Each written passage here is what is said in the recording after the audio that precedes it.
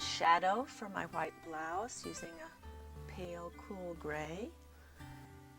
I've already put a little bit of skin tone in where it would show through a bit of a transparency.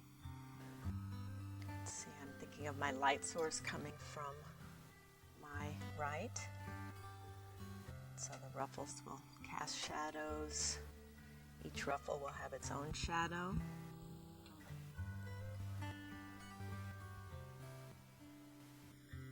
Nice and loose. You don't want to be very tight. You want the blouse to look soft. I'm going to lay in a slightly darker shadow for contrast. This will give me more dimension. If I were not going to go back with gouache, I would not put in probably quite as dark a shadow, but I'm going to add back in some white so I can be a little bit bolder with this second tone. Now my blouse has some stitching and crisscross texture, so I'm creating that first in shadow, again using my gray. With my gouache and add highlights, so I create the texture and the light.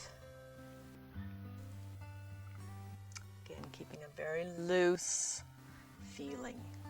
If I make it too exact, my blouse will become stiff. I'm adding back some white, giving highlights, blending a bit of the shadow, pulling out of the ruffles, defining the edges. All this makes my rendering look more dimensional. My black Prisma, of course, pulls out details, adds shadow to my texture. I'm going in, I've already laid in my first tone of my red satin skirt, and you can see I've left highlights. My second tone is adding that nice strong shadow that a satin skirt will have. Ruffles again need to look loose and soft. It's important though that your drawing is precise so you know where to lay in your shadow. I don't have to do each ruffle, but I have to address the general shapes. To draw in a lace pattern. The lace tends to all be connected together in some way, so you can do it rather loosely, but creating a nice, curvaceous, graceful type of pattern.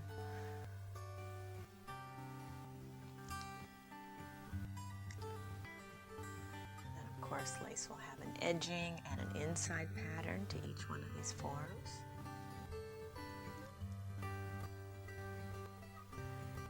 Lace patterns sit into a netting, so I'm going to add some texture, of course light netting in the lighter areas, and I'll leave some darker areas as well.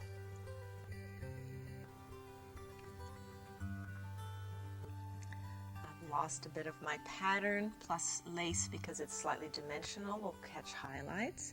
So I'm going to go back in and pull out the pattern with my gouache. This creates a delicate texture, also helps you rediscover your pattern.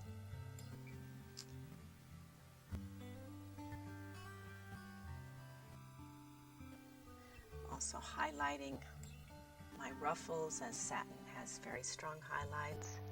I can pull out the edges.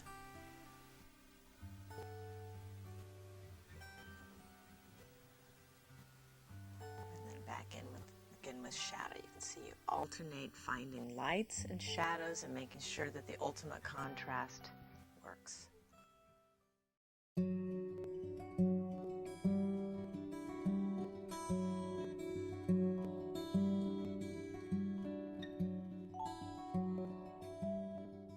Now I'm going to render a transparent blouse. You can see this is a silk blouse, and you see how much more clearly the skin tone shows where the blouse is pressing against the skin, and then it's more green where the fabric is doubled.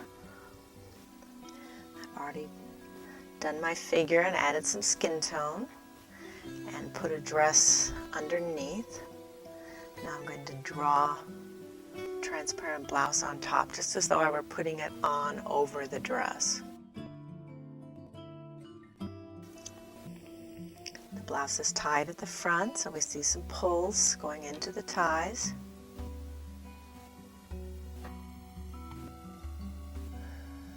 We want a nice loose sleeve, and you can see very light transparent fabric will start wrapping around the arm.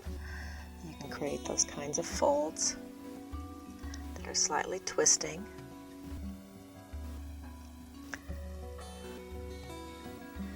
And it should flow beautifully into the cuff.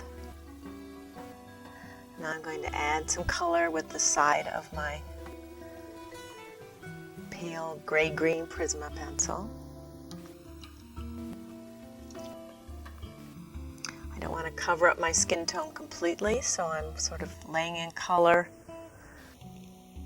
at the places where the fabric is wrapping around the arm, and also where the arm is not, where it would look more green.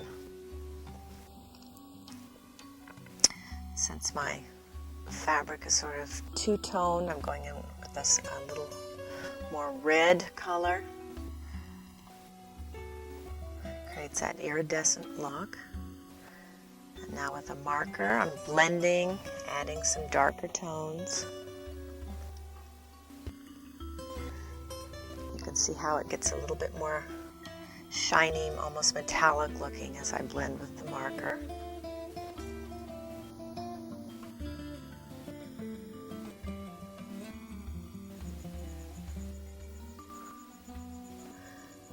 Pulling out my details with the darker Prisma,